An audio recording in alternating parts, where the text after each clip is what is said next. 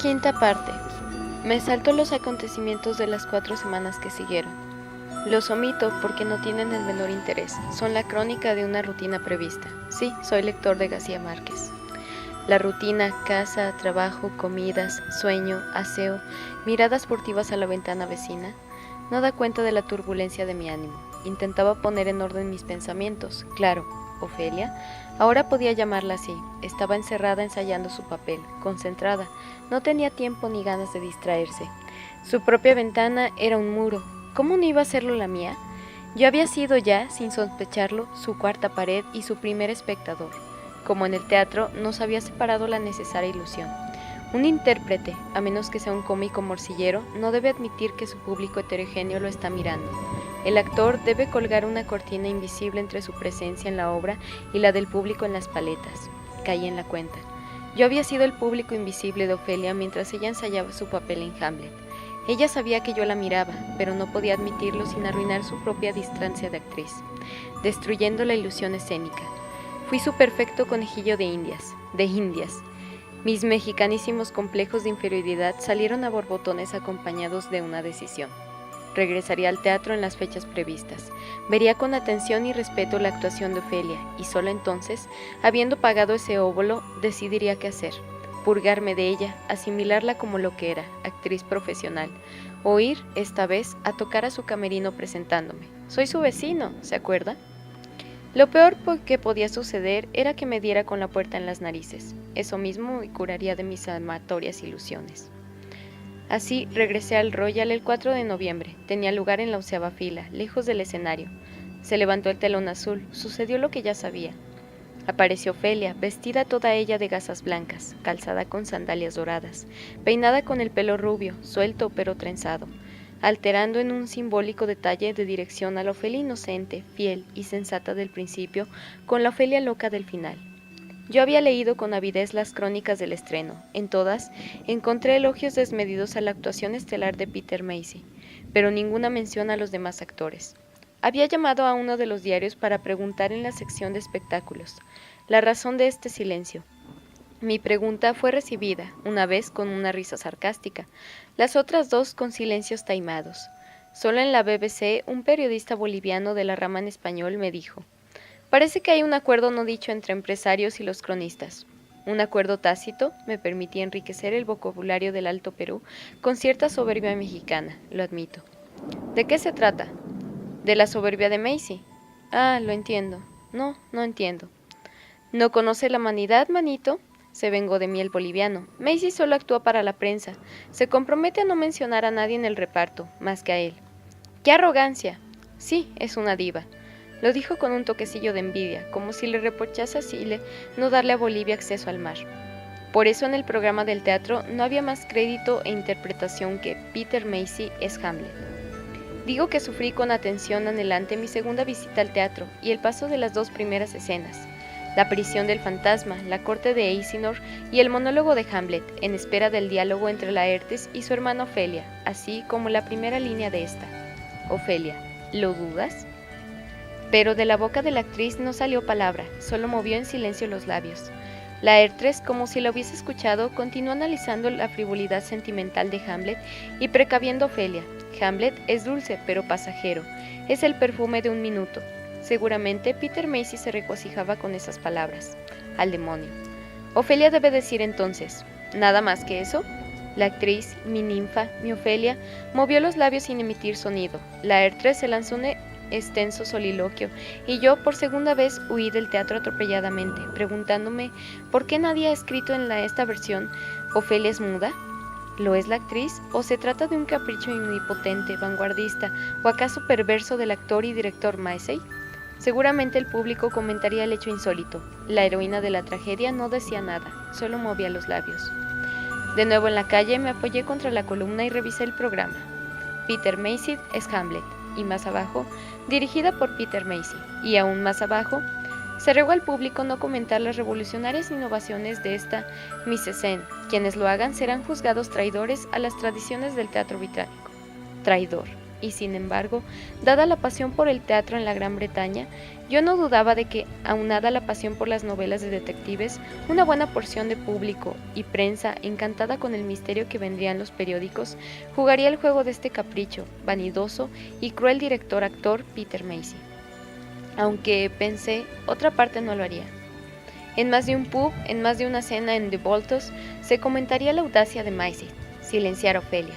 Nadie en mi oficina había visto la obra. El boliviano ya me había contestado una vez con impaciencia. No lo volvería a importunar. Debía gozar el hecho de vivir en una isla con infinitas salidas al mar. Titática. Lo maldije y me arrepentí. Bolivia me pone nervioso, claustrofóbico. Pero de eso Bolivia no tiene la culpa. El nerviosismo me ganaba. Debía llegar sereno a mi tercera asistencia en el Hamlet. Hamlet hablaba con el fantasma de su padre. No habla con Ofelia. Ofelia escucha consejos de su padre, Polonio, pero ella solo mueve los labios. Me di cuenta. Ofelia no solo habla poco en una obra, es un personaje pasivo, recibe lecciones de su padre y de su hermano y en vez de relatar la visita que Hamlet, a medio vestir, le hace en su closet, ella actúa la escena. Hamlet medio desnudo, Macy se deleita y subiendo su esbelta y juvenil figura, acaricia el rostro de mi amada, suspira y la suelta como una prenda indeseable. ¿Dónde puede Macy sustituye el monólogo por la acción? El odio y la envidia me desbordaron. Ofelia no volvería a decir nada hasta el tercer acto. Apenas una frase. Ofelia, ojalá. Y ahora ni esa frase le permitía por el tirano que, segundos más tarde, se luciría como un pavo real entonando el ser o no ser. Al término del monólogo entra la dulce Ofelia, se traba a llamar la ninfa. Hasta eso me arremata este divo vanidoso y prepotente. La llama la ninfa, a cuyas oraciones se encomienda Hamlet la memoria de sus pecados. Pero este Hamlet le habla a mi Ofelia como si el verdadero fantasma de la obra fuese ella. Da por sentadas sus preguntas y respuestas. Solo él se deja escuchar. Ella mueve los labios en silencio, exactamente como lo hacía frente a mi ventana, y él, pero ahora sin cesar, encimando sus palabras al silencio de mi Ofelia. Hasta entra la tropa de comediantes, esa capturada a la conciencia del rey. Claudio, Hamlet visita y violenta a su madre, y de paso atraviesa con una espada a Polonio, el padre de Ofelia. Hamlet decide las sugerencias de Rosencrantz y Guildenstern, parte a Francia y cae el telón sobre la primera parte. Durante el intermedio pedí una copa de champaña en el bar y traté de escuchar los comentarios del relajado público.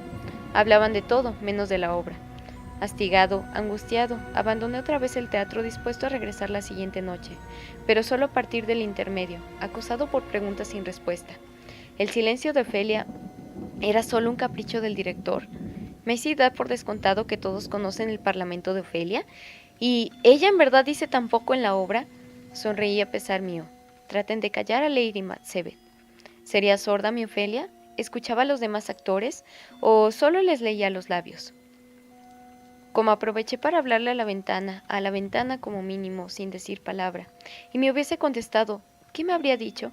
Me di cuenta de que Ofelia no usaba en escena el lenguaje a señas de los mudos, porque no se dirigía a los mudos, sino al público en general, pues ahora venía la gran escena de Ofelia, su locura, por haber perdido al padre y acaso por saber que Hamlet lo mató. Ahora, Ofelia, loca, debería cantar y recitar enigmas. ¿Cómo distinguir el verdadero amor? Dicen que la lechuza era hija del panadero. Sabemos quiénes somos, pero no quiénes podemos ser. Mañana es día de San Valentín. Para terminar, conmovedoramente pidiendo a todos que pasen buenas noches. No pronunció palabra, pero yo no tuve más remedio que reconocer el genio de Peter Macy. El silencio era, desde siempre, la locura de Ofelia. Sus actos debían revelar sus palabras, pues éstas no eran más que sus pensamientos verbalizados, y un pensamiento no necesita decirse para entenderse. Empecé a escuchar músicas, campanas dentro de mi cabeza. Seguro que lo mismo le pasaba a Ofelia. Ofelia era el fantasma de Hamlet, su doble femenino. Me incorporé bruscamente y grité, ¡Ofelia! ¡Canta! Las voces del público me acallaron con irritación violenta. Un shh veloz y cortante como una navaja, el puñal desnudo de Hamlet. Sí, me acalló. Abrumado, abochornado, atarantado, abandoné el teatro. Solo me quedaba una función, la de mañana. Ahora, en la presentación del quinto día, ocupaba butaca de primera fila. Concentré mi atención, mi mirada, mi repetición en silencio de las palabras robadas a Ofelia, hasta llegar a la escena de la locura. Entonces, ocurrió el milagro. cantando en silencio. Este momento nunca regresará. Se fue, se fue. Dios, tenga piedad de mi alma. Ofelia me miró directamente a los ojos. Yo estaba, en primera fila. Quizá todas las noches Ofelia decía adiós de esta manera, seleccionando un espectador para imprimir sobre una sola persona del público todo el horror de su locura. Esta noche yo fui ese espectador privilegiado, pero enseguida me di cuenta de que la mirada de Ofelia no estaba prevista en dirección escénica. Ofelia me sostuvo la mirada y yo le correspondí. En ella iba el mensaje de toda mi pasión por ella, toda la melancolía de nunca habernos amado físicamente. El público se dio cuenta, hubo un movimiento nervioso en la sala, murmullos desconcertados. Cayó el misericordioso telón del intermedio, regresé a casa. No quería saber que Ofelia moriría en el siguiente acto. No lo quería saber porque imaginé, enloquecido, que Peter Macy era capaz de matarla en verdad esta noche, porque la actriz quebró el pacto escénico y se dirigió a un espectador, a mí, solo a mí. Sexta parte. Esa noche soñé que violaba a una mujer que no podía gritar. Y si no podía gritar, ¿por qué no matarla en vez de poseerla? Mi verdadero terror era saber que las representaciones terminarían y Ofelia desaparecería para siempre de mi vida. El tiránico Macy limitaba el número de representaciones, nunca más de 2 meses, a fin de mantener al rojo vivo el interés de la obra. No toleraba, prejuzgué, una lenta extinción del fuego teatral. Era perversamente un entusiasta, es decir, un hombre poseído por los dioses. Cada profesión tiene los suyos, pero los manes del teatro son los más exigentes, porque no son los más generosos. Lo dan todo o nada. En el teatro no hay términos medios. Yo tenía que ver la obra por última vez. No había boletos. ¿Podría al menos sentarme en el teatro vacío antes de la representación? Era un estudiante latinoamericano, huerfanito, tercermundista, pues.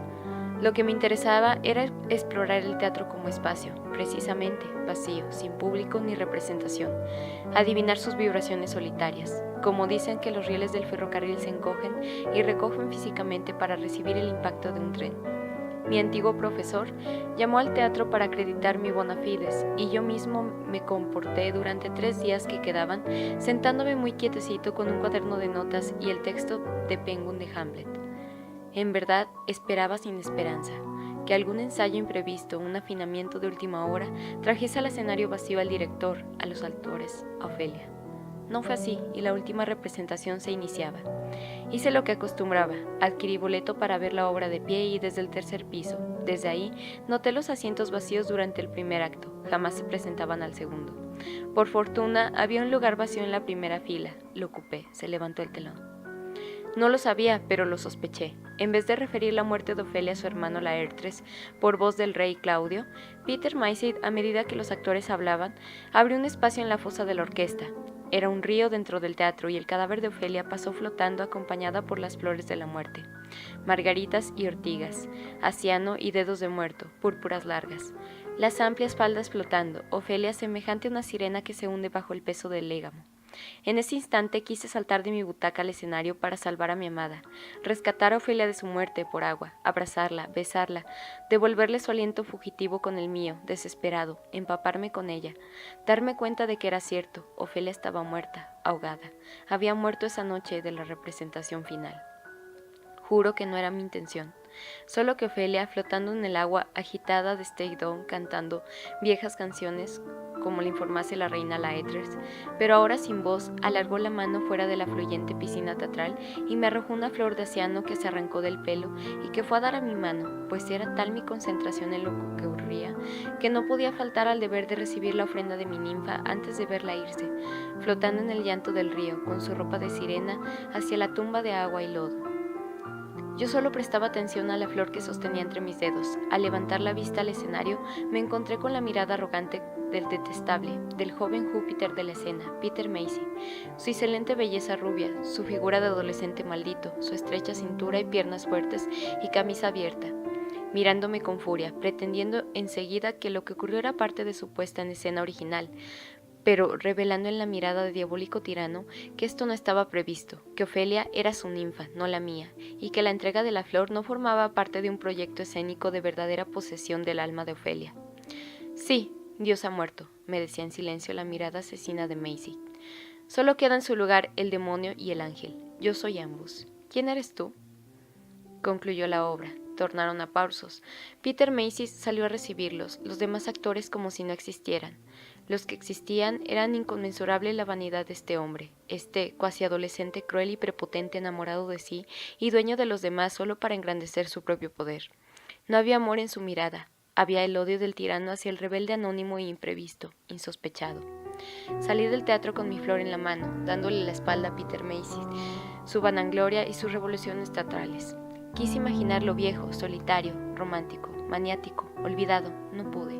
Macy era demasiado joven, bello, poderoso. ¿Qué sería de Ofelia después de esta representación final en el Royal? Mañana, no. Esta misma noche, la escenografía sería desmontada, los ropajes colgados en el guardarropa. Para otra, improbable ocasión, la luz teatral era eso, espejismo, engaño, fantasma de sí misma. Sentí la tentación de abrirme paso a los camerinos. Me detuve a tiempo. Me arredó la idea de que Ofelia hubiese realmente muerto, sacrificada al realismo revolucionario de Peter Macy. ¿Se atrevería él mismo un día a morir arañado por la daga envenenada del feroz sangriento la muerte? Entretanto, ¿mataría a sus anónimas heroínas escondidas durante meses enteros de ensayos solitarios? Recordé a mi ninfa paseándose por el apartamento, memorizando un papel sin palabras, ajena a las ideas de la representación teatral y el destino personal fueran idénticos. No quise averiguar.